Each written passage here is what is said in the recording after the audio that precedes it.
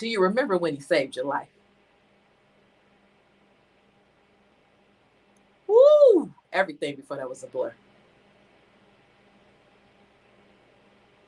Mm, mm, mm, mm, mm. We have to run it back, y'all.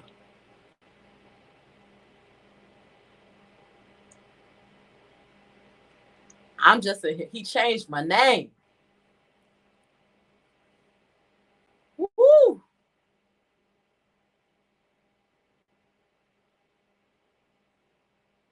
Never be the same.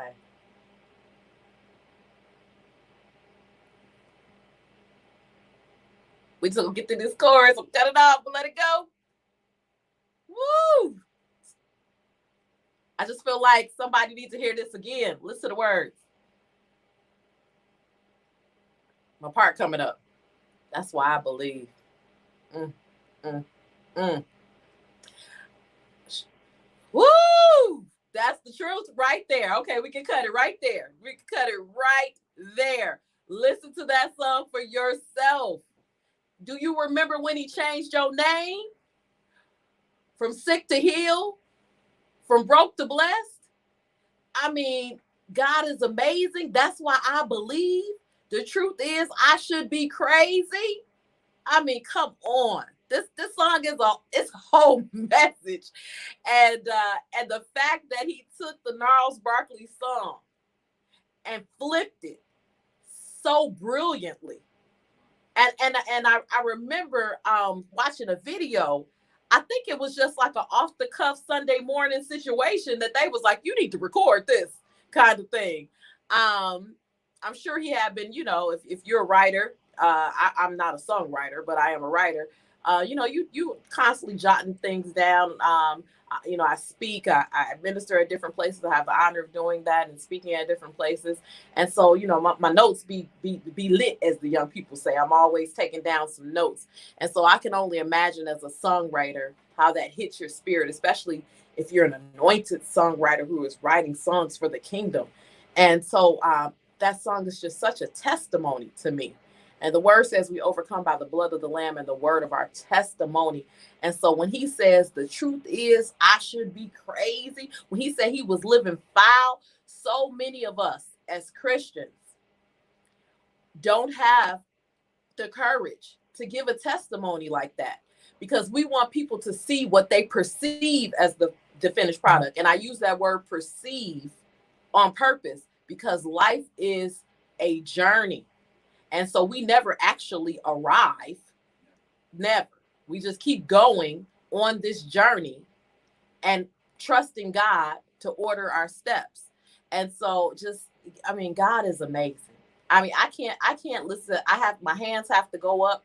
If I'm in the car, I gotta stay focused, because just something about the way that song hits my spirit.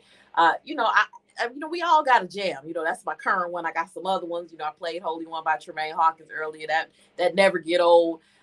When I hear that song, I had that song on record, on vinyl, just so y'all know how old I am. I had a white record player that my mama got me, trimmed in purple.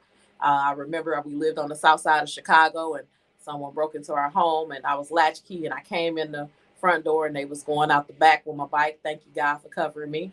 And my mom, if you're familiar with Chicago, we lived on the south side off of 79th and the Dan Ryan, and my mom worked downtown. And of course, she took the L, public transportation. And so I called my mom, like, I think somebody been in here because the back door opened. And I was probably 11, and she was like, okay, well, did they take anything? So I ran in my room, and my 13-inch TV was still there, and my white stereo. And I was like, I don't think they took anything. Then I went in the living room where she had this fancy entertainment center where, the stereos came in a lot of pieces back then. If you had a fan, it was like, and the speakers was almost as tall as an 8-year-old. And so, and then she had a nice, I was like, oh, wait, all your stuff gone. Just like a kid. And I was like, nothing missing. But all her stuff was gone. We can laugh about it now, Mom, if you listen. It wasn't funny back then. And shortly thereafter, she said, we getting up out of here. We moving to the suburbs. I was like the Fresh Prince of Bel-Air. We out. And so And so yeah, I just the Holy One, definitely that song. I had that album, and I would listen to it over and over again. And Be Great, is Be Grateful in there, Jay? Play that.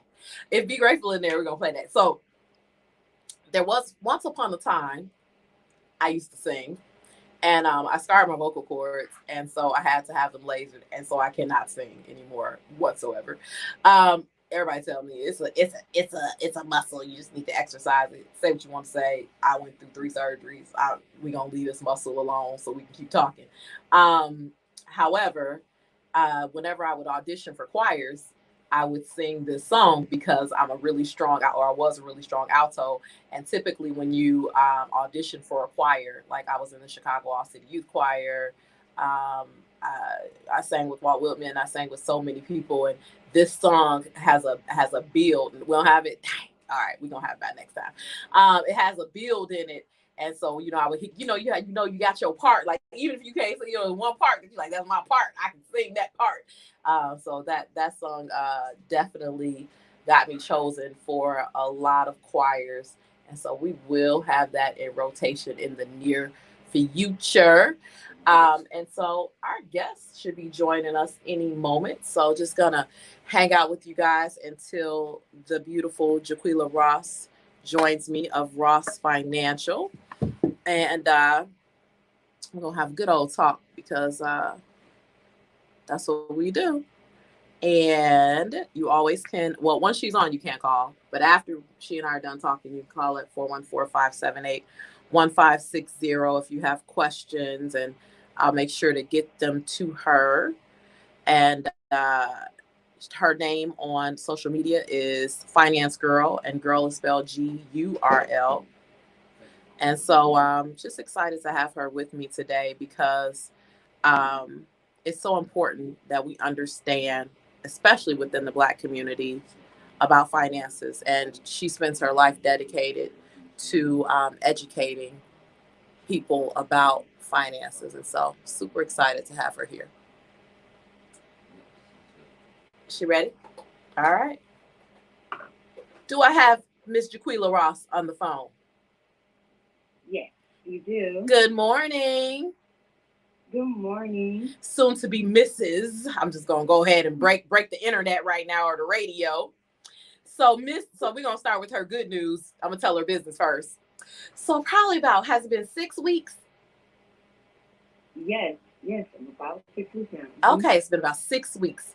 So my beautiful accountant and friend and mentee went to Dubai with her handsome boyfriend, who I like very much. I'm one of them big sisters. I got to put that in there because if I ain't like him, we wouldn't. No, but he's wonderful. Right. He's wonderful, hardworking young man, and the two of them went to Dubai on vacation because they living their best life. They don't have kids. They professionals. They out here doing what you should do in your early 30s when you don't have those type of responsibilities, because life kick in and then your kids take all your money to go to college. So, and they were in Dubai for his birthday, and she thought she was celebrating him, and then he surprised her by proposing in the middle of the ocean in Dubai. So I love that story. So they'll be. Yes, so we planning a wedding. We planning a wedding. We are. But that is not why I asked you to get up this early and get on the phone with me. I want Jaquila Ross, CEO, owner, founder of Ross Financial / Ross Accounting, and also under the moniker Finance Girl. We want to share with the people, first and foremost, about your career journey. I've got two of you, meaning millennials, on with me today. And I think that, we don't hear from you guys enough. And I will say that your age group are some of the most courageous professionals ever. I mean, you grew up in a time where you could believe you could be anything, and so that was not the case for generations of African American, especially women, before you. And so you've done so many great things, from corporate to academia. And so share a little bit about your career journey. And look, and you are proudly born and raised in 53206. And if you're from Milwaukee, you know what that means. Yes. And so share about the journey of how you went from 53206 to being, to having your master's in accounting. Yes, absolutely. So, like I said, like I grew up right in Milwaukee, 53206. I went to Milwaukee Public Schools my whole life. I graduated from Route 15 High School. And in the midst of that, I started to seek out summer programs during during my middle school and high school time. And that's when I really started to know, like, college is a thing that I can do. So I went on to college. I actually stayed here for college. It wasn't my plan, but that was God's plan. I went to Marquette University for my undergrad, got my degree in accounting, and then I went on to UW Whitewater to get my master's in accounting because I knew eventually one day I wanted to teach accounting. And after I graduated from Whitewater, I worked at Deloitte, which is a public accounting firm, as an auditor. And I'm sorry, before that I worked as an accountant for Johnson Controls, and then I began to work as an auditor for Deloitte for about 3-4 years. And one day I received an email notice that you have a meeting with one of the partners, and I went to the office, had that meeting, and it was essentially my last day. They were laying me off. They were letting me go, and they were doing quite a few layoffs that particular week, and I was one of the ones to get the boot. And after that, I was pretty sad. I didn't have a backup plan of what was next. I thought that was going to be my forever job. But, I got off my tail about a month or so after that, and I started my own business, Roth Financial, that summer. So that was back in 2016. And with that, I was like, okay, I want to teach as well. So fast forward, I began to do a adjunct job at Ivernal College, and then eventually I started teaching full time at UW Whitewater, which is where I got my master's from. So it's funny that we're having this conversation because I did that for 4 years, because now, just less than a week ago, I actually resigned from my job at UW Whitewater. And essentially it was because just to step out on faith, to do my business full time, to be a full-time entrepreneur now, and just have my flexibility, work for myself, call all my own shots. I'm still going to teach part-time, here and there. But for the most part now, like, I am trusting in God and stepping out on faith and doing me now. Amen. And you're trusting God and you're stepping out on faith, but you're taking a calculated risk having already started your business. This is actually the 4-year anniversary of your business, or fifth 5-year anniversary. Yes. And so the thing is that I just want anyone listening to you to know that, that you've already got a client base, that you already earned your stripes, that you're already running this business successfully. And so now what you're doing, which I've done and so many people before, is you're saying bye to the golden handcuffs, as they call them, of that guaranteed salary, that guaranteed paid time off, that FMLA and short-term disability, and you betting it all on yourself. And so that is not easy. Something though that you said that I want to backtrack to, as you were explaining your educational journey, you were talking about going to Marquette and then going to graduate school at UW Whitewater.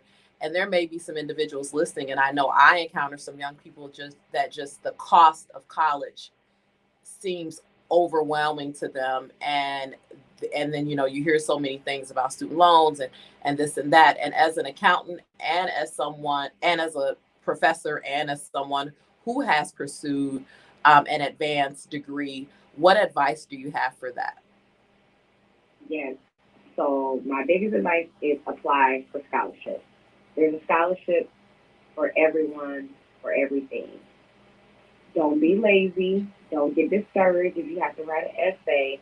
The ones where you have to write an essay are the ones that someone else is thinking, I'm not going to apply for this because I have to write this long essay. Mm-hmm. You need to apply for it, and there's a really good chance you're going to get the money, because there are so many scholarships out here that go unapplied for. Yes. For example, I'm the president of the National Consultation Black Accountants Milwaukee chapter.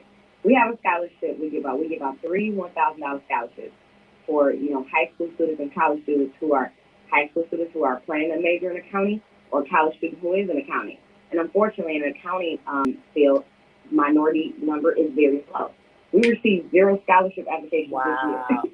Wow. So for all you all listening out there, if you know someone who's majored in accounting, let me know, because we have money. Oh, Now it went uncalled for. So if our small scholarship here in Milwaukee went uncalled for, imagine all the nationally how many scholarships go uncalled for. Yes. So apply for scholarships. It is not impossible to go to school debt free. I wish someone would have told me that when I was in college, because now I have student loans. Right. You apply for scholarships. You go to programs like educational opportunity programs if you're at a predominantly white institution. Mm-hmm. You apply for programs called advanced opportunity program, which is for a graduate program at a predominantly white institution.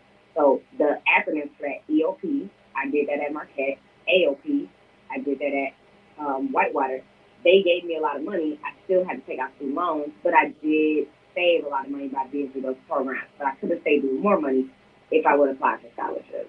I couldn't agree with you more. And, I think that when I was going into school, and I was blessed that when I was in school at Milwaukee School of Engineering, that I was in the union for what's now AT&T, but what was Ameritech back then.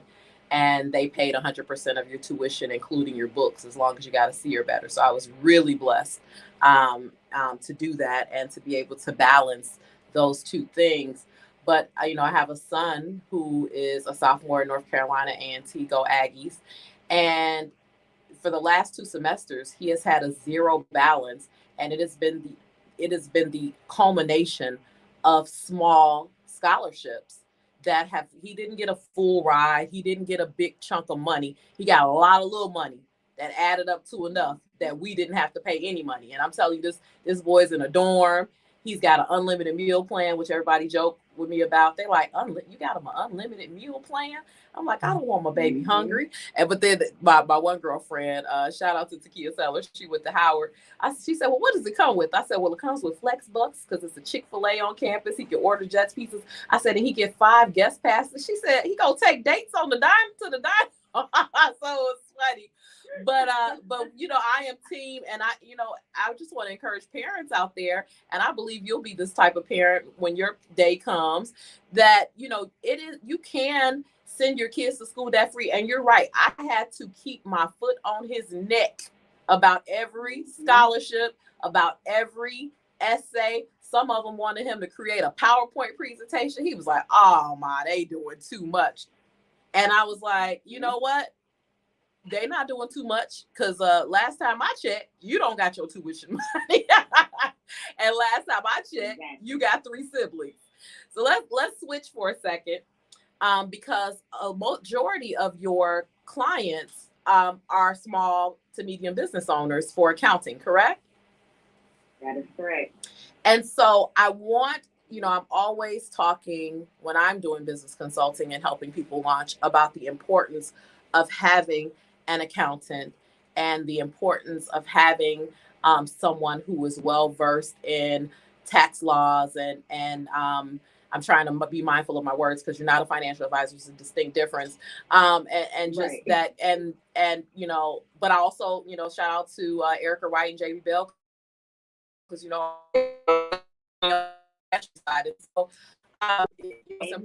yes, yeah, and so and for those, just because Jaquila will get into the accounting part, but the financial advisory part is about, especially once you become an entrepreneur, now you don't have a traditional 401k to invest in and someone matching those dollars. You don't have an employee provided life insurance policy. All of these things that unfortunately within our community, we're not thinking about. And then all of a sudden a GoFundMe comes up saying, help us bury mama or uncle or cousin in them.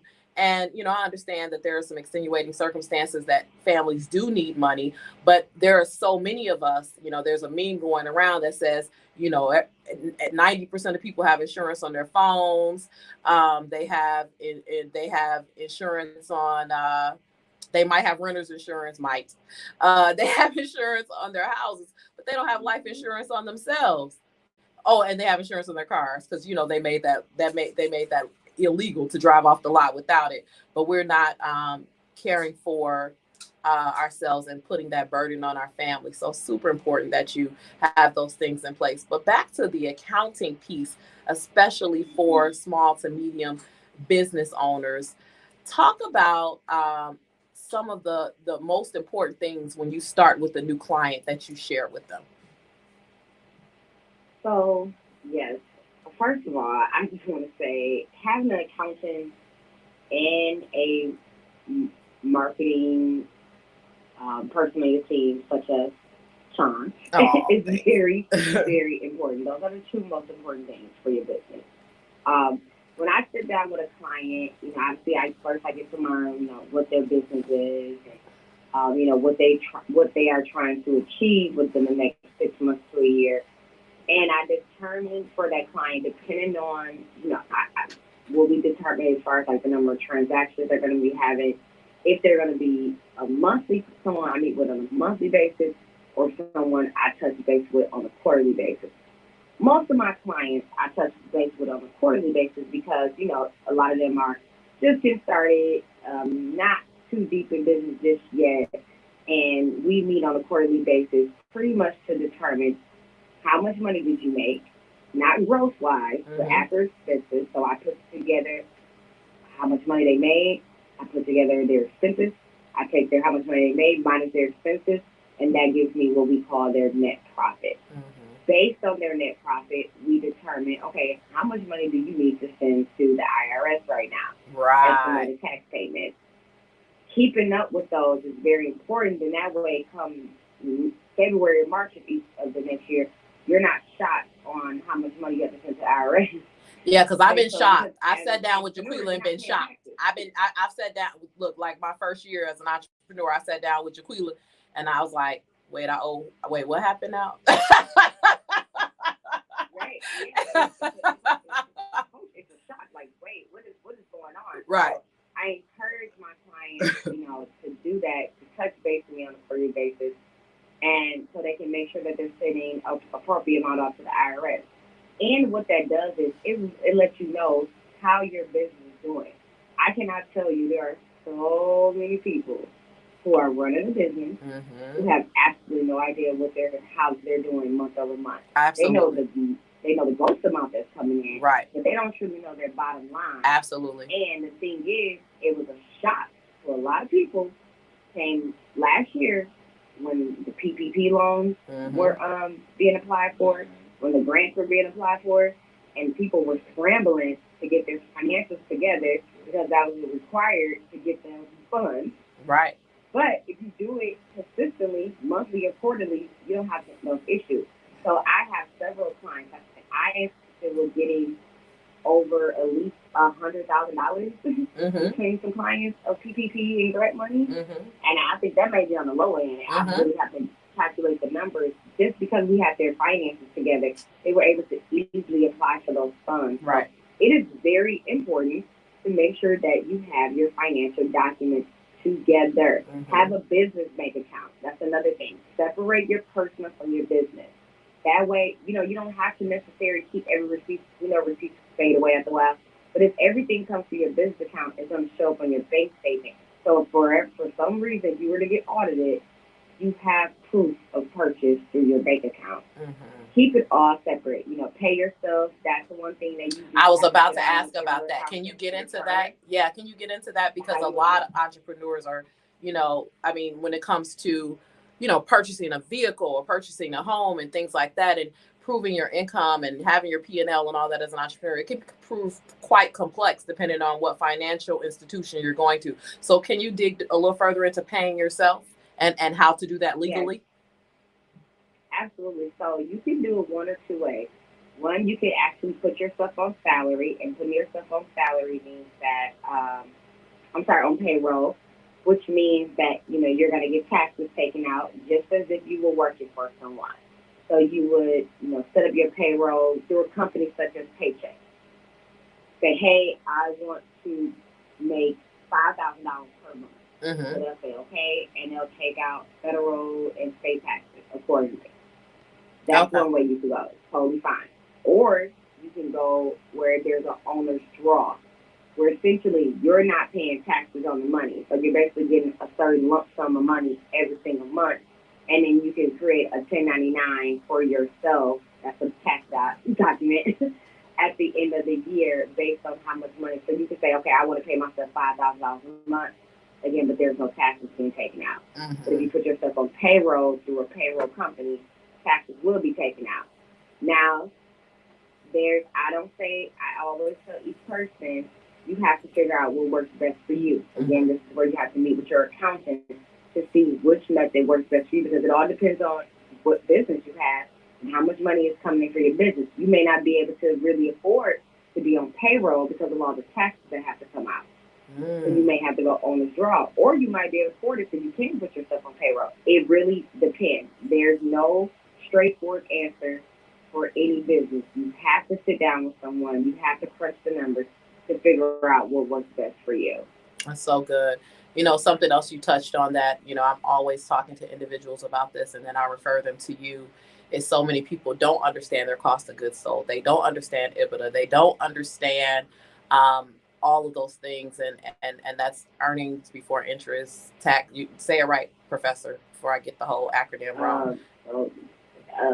It's earnings before interest and taxes. Yep, that's it.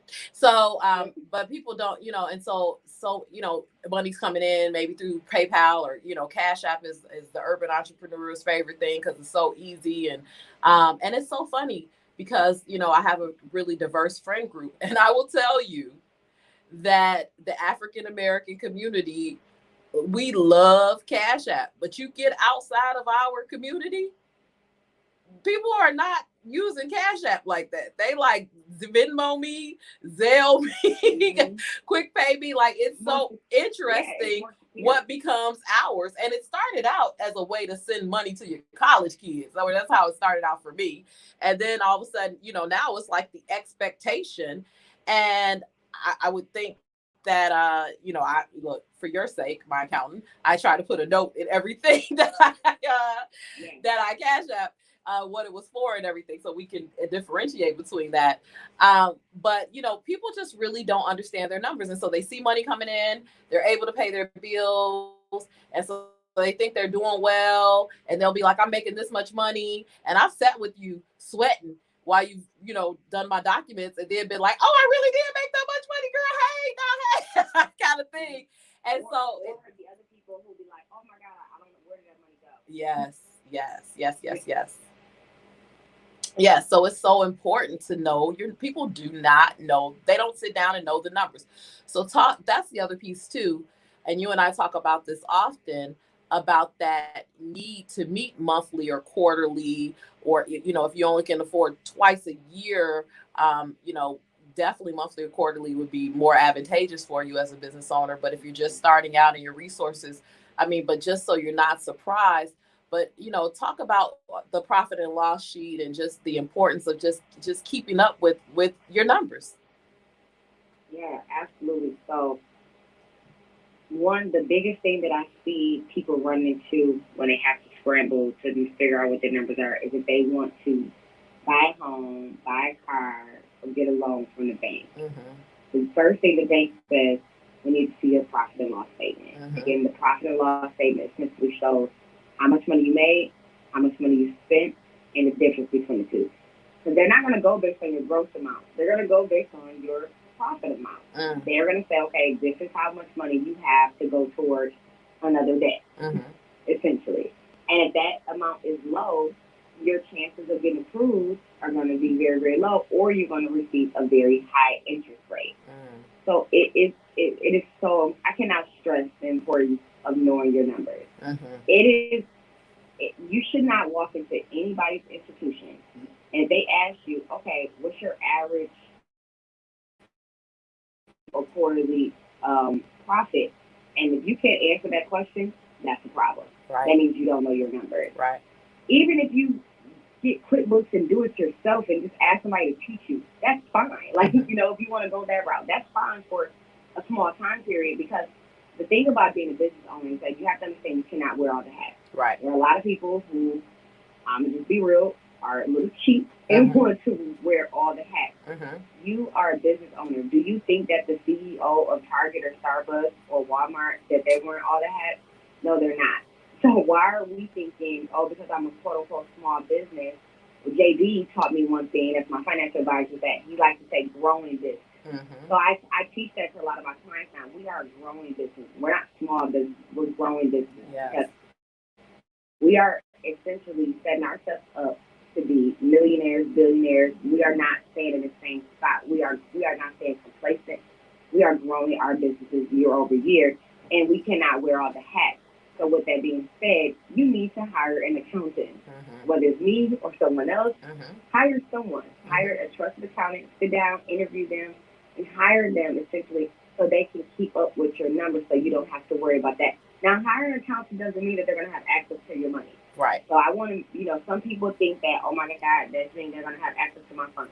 I have access to none of my clients' bank accounts. And I always tell them, you never give an accountant access to your bank account. Give me your bank statement so that I can reconcile your account, but there's no need for me to have access to your bank account. That's a violation of segregation duty.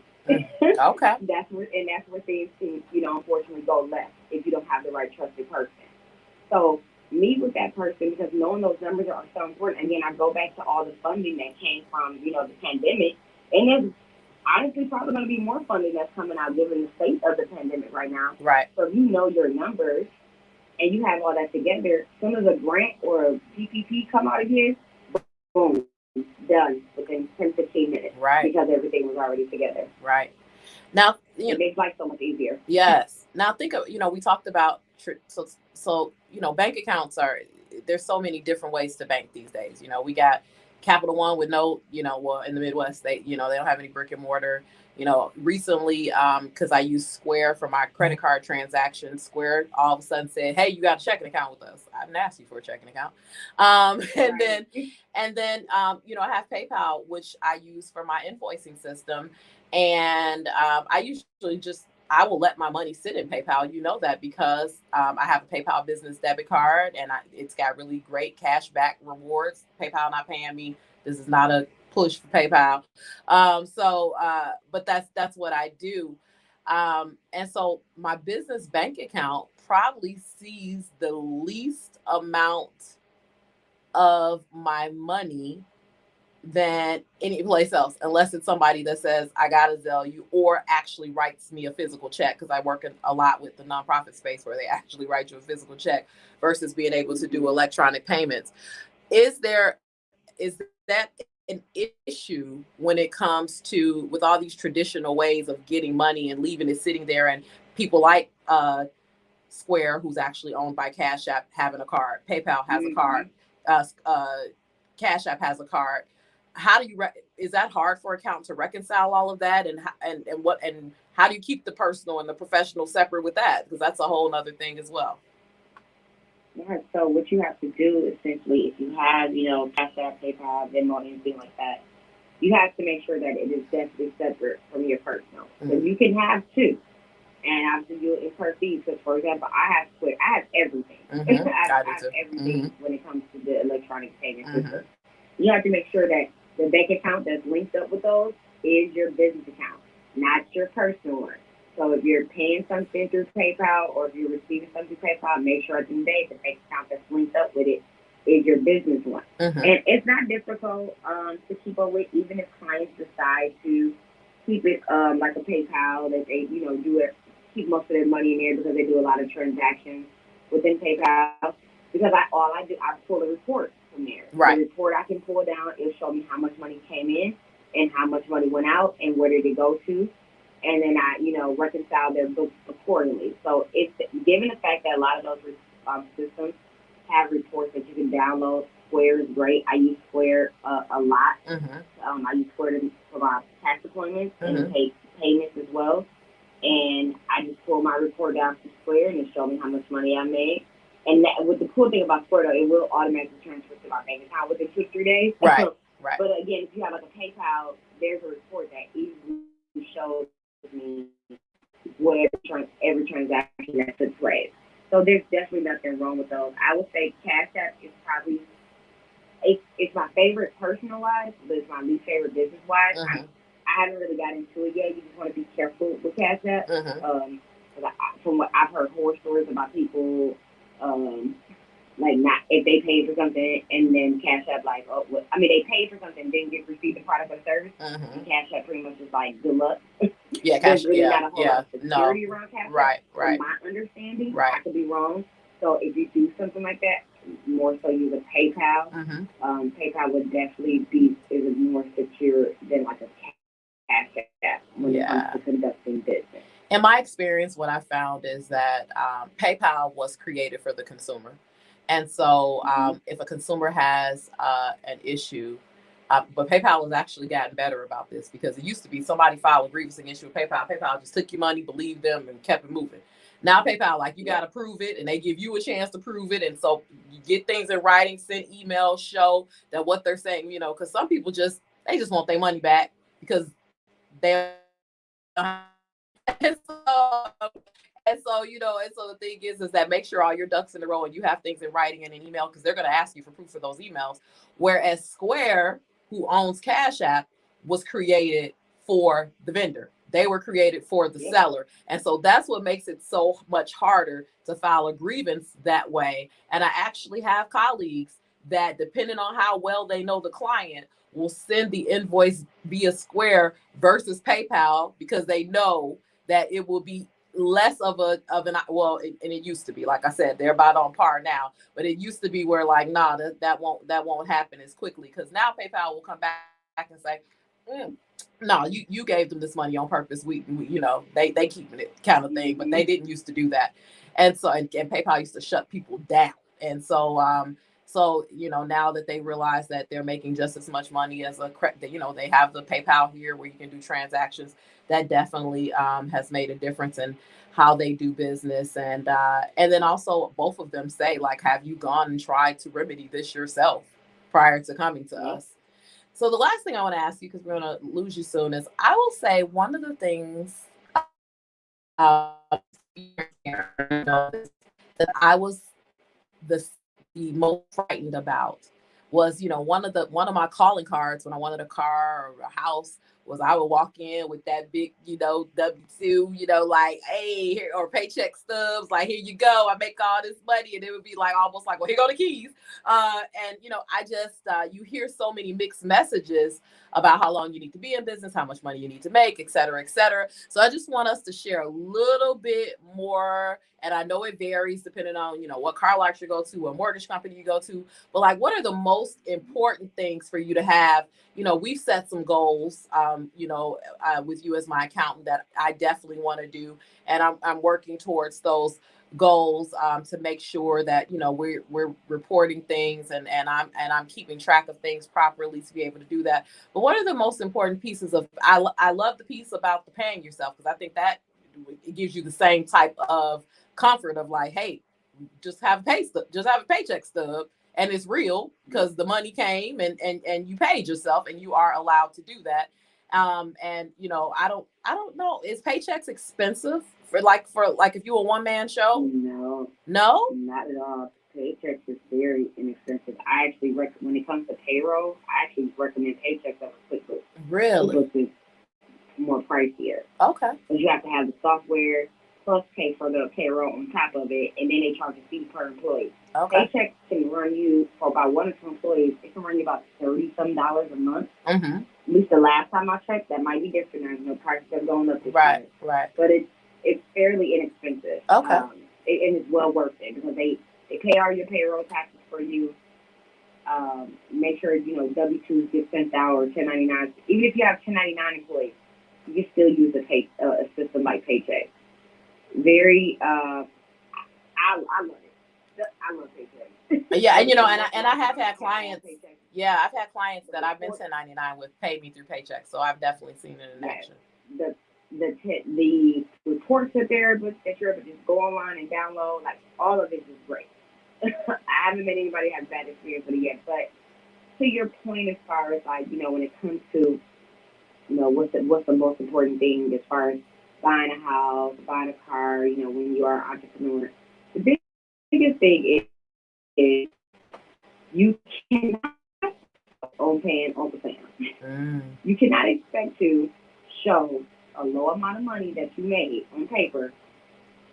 And notice I said on paper, and intentionally. Because a lot of folks will show something on paper, but in reality, it's totally different story. You cannot show on paper that you only made $10,000 for the whole year, for example, and expect to go be able to buy a house or buy a car. Right. That's not the case. Right. You have to show them all the money that you made. Right. And essentially, you and which essentially is going to result in you owing taxes, and that's okay. That's why you have to meet with your accountant on a quarterly basis to send out tax statements. Like, see, it all just comes back together. It's all everything I'm saying is so connected. One thing flows into another, and it all matters. Be proactive. If you know you want to buy a house within the next year or two, go talk to the home mortgage people. Don't be intimidated by them. Don't feel like you can only talk to them if you were ready to buy a house. I've had conversations with several home mortgage people, and I'm not ready to buy another house yet, but I'm being proactive on what I know I'm going to be up against, so that I can prepare accordingly. Especially if you know there's a certain institution you want to get a loan from, go sit down and go talk. Get on the phone, have a conversation with them, write your questions down, so that you can be proactive. So do not think that year over year you can report little to no income or take a loss every year on your business and thinking that that's going to be fine and walk in the bank with. No. The bank is going to say deny you, and then you're going to have to go then I get people, oh, can you amend my taxes because I ain't showing enough income? The answer is no, because at that point I feel like I'm committing fraud. Exactly. So have your stuff in order, talk to them in advance, and don't think you can just skim out on reporting all your income just so you can avoid paying Uncle Sam. Now, there's some people that's okay with that, and it is what it is. And if you want to be Lauryn Hill or Ron Isley. Right, exactly. Wesley Snipes. I'm just saying, like, basically what they wasn't not paying their taxes, they didn't report all their income. Exactly. People think, oh, because I don't pay my taxes, I'm going to go to jail. No, that's not true. It's not illegal to not pay your taxes. Because, I mean, obviously, at the end of the day, IRS can come levy your bank account. Right. What's illegal is not filing all your proper, correctly income. That's why they always do. Unless you're Donald Trump, then you can do whatever you want. Pretty much. One bill is $600. Right. Jaquila, can you get me on that plan? I mean, I'm just saying. Oh my God. I mean, hook it up. I need to figure that out. I pay way more than that. Right. And look, and when we were I'm older than you. When I was growing up, he was the richest man in the world, and now he got $600 tax bill. I don't know how that happened. Okay, well, let's end. Right.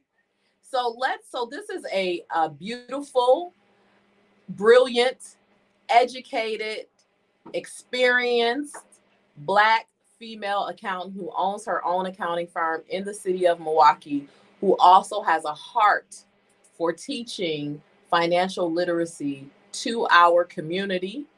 She is a well-known speaker. She speaks for the African American Chamber of Wisconsin. She spoke for my company, the Power Network. She does her own Finance Fridays. I don't know what season you're doing them in. I know when you're teaching in tax season, it's a little hard, but definitely you can catch her with that. And now that she's full-time, I would expect to see more of those. That was her mentor talking. I caught that. Yeah, all right. So tell everyone listening, and somebody on the Instagram, he calls himself the Men's Barber Lounge. He said, "Is that my tax lady talking?" He said he loves you. Yes, that's my guy. That's exactly who that is. He's been a client since day one. Yes, that's Ivy. Love Ivy. Oh, is that Ivy? Hey, Ivy. I know Ivy. Yes. Hey, Ivy. Him, his wife, his daughter, the whole family. I love them. Yes. So tell the people how they can follow you, how they can get in touch with you, your website, all that good stuff. Yes. So on Instagram, my handle is Finance Girl, and that's girl with a U, so GUR. On Facebook, you can find my group, Finance Girl by Dakota Ross, so same with the girl with the U. I do have a website, or finance.com. Either one, you can get to the same website and get in touch with me that way. Or you can give me a call on my business line at 414-791-7677. I will say that one more time, 414-791-7677. So tons of ways to get in contact with me. Yes. And then from that point, I'll provide you with my email address and we can go from there. And if you're not ready to jump in, but you have some questions and you want to sit down and kind of try to get your thing in order, are you still offering the $99 consultation sessions? Absolutely, yes. The $99 financial consultations are still in motion. Okay. So we can definitely set that up as well. And you can set that appointment up through my website. So I definitely recommend that. And don't take, some people take offense, when people in the service industry like us say, and, they want to talk and then you say, okay, well, it'll be $99 to sit down and talk. And they like, why I got to pay you to talk? I don't even know. Well, it's my time and it's my knowledge. And my skill and my knowledge. Exactly. And it's impossible for someone to sit down with me or you and us not kick into our knowledge base and for them to walk away with something. And it also shows that they have skin in the game. And even if they never become a client, for every moment an entrepreneur gives to someone else, that's a moment that they took away from their own life. And so that's just something to think about. And people, you can walk into Target and you can walk into the department store and they just help you for free. They're not helping you for free. They're getting paid hourly. Free, they get paid. Exactly. There's not nothing. Very few things that's free. You're not walking up to the gas station negotiating. I know it say premium $3.99, but you think I could get it for like $2.50 today? No, right. It's not happening. Never. And so, I in our community, I just want to encourage us to know that entrepreneurs are out here working hard, and they're working hard to support their families, and and it's not easy, and it's not guaranteed, and you are constantly in this space of trying to make sure that your life is secure. Having an accountant like Jaquila is priceless. Having someone that I can pick up the phone and ask questions about the finances of my business, having an expert prepare my taxes is a game changer. Having someone that I can sit down about my financial goals with, it has been a game changer. And no one, just like Jaquila says again, and I say the same thing. So she says that about me as a marketer. I say that about her as an accountant. When people ask me what's the most important thing, I'm like, my accountant. And then, and so it's like, you need the marketing to grow the business and let the people know what it is you do and how well you do it. But at the end of the day, if it don't make dollars, it don't make sense. So then you need her to help you work that part out. And then if you didn't hear anything else, my grandfather used to say, we guarantee two things in life, death and taxes. And so there is no way around the taxes, especially, there's a lot of people, running cash businesses now because it's so easy to start one. And then it's like, I got it going on. I got all this cash. Yeah. Until you want to buy a car or a house or something like that, unless you're getting cash different, if you're getting lump sums of cash some kind of way, Uncle Sam's still going to find you. So, because look, banks have to report certain deposits over certain amounts. So good luck with that. Right. So unless your money in your mattress, Tony Soprano style, I don't know what to tell you. All right. Well, thank you so much for being on this morning. We have to have you on again, especially you having more time, because I know we can get into different topics. And this is something that I definitely want to continue to share with our community, because we just have to be better about our finances. And, today we talked about taxes and small business. But, I'd love to have you talk about just saving and home ownership and all of the different things that you're so well versed in. Yes. All right. Thank you. Have a great day. Thank you so much. All right. Bye-bye. That was Jaquila Ross. I hope you guys got all her contact information and follow her. But again, you can go to her website, jaquilaross.com. And she's got a contact form right there. You can fill it out to get in touch with her. And highly recommend it. Like I said, if you're not sure where to start, she does have that consult that she does with individuals Especially, it will surprise you. You've been in business 1-2 years and you're like, I didn't make that much money. It shouldn't be that bad. And then she'll run them numbers and then it'll show what you owe Uncle Sam. You're like, but but but that's like half the money I made. Well, what happens when you work a regular job is they're taking the taxes out little by little by little by little by little. But if you never pay your taxes, then you got to pay them all in a lump sum. And it's nothing nice when that happens. And so I encourage you, if not Jaquila, to find an accountant that you trust, an accountant that, so many people are looking for accountants that are looking to cut corners or do things in a way that can make things magically happen. There's no magic. It's called fraud. And you just want to make sure that you have someone that is really, really, really well versed in what they're doing. And you'd be surprised what you can write off. You'd be surprised what you can do. I think it's super important that entrepreneurs pay themselves. I always say when people ask me, are they ready to start their business? I say, can you afford to pay you? And what I mean by that is, when you think about what the market is willing to pay you for your skill set, if you went out and applied for a job today, can you make that same money or hopefully more as an entrepreneur? And if the answer is no, then are you ready to sacrifice your quality of life in order to pursue this dream? I can say when I first started my company, I definitely did not make the money that I was making when I left corporate America, but I knew that if I stayed at it, I would get there. And I'm proud to say that I did. But I knew that I also was willing to make the sacrifices and to downsize our home and to not go on vacation and to drive an older vehicle and to do some other things because I was working towards something. And when you're working towards something and you're passionate about it and you believe, and this is a faith-based station, so I can say, and you believe you're called to do it. I view my business as my ministry.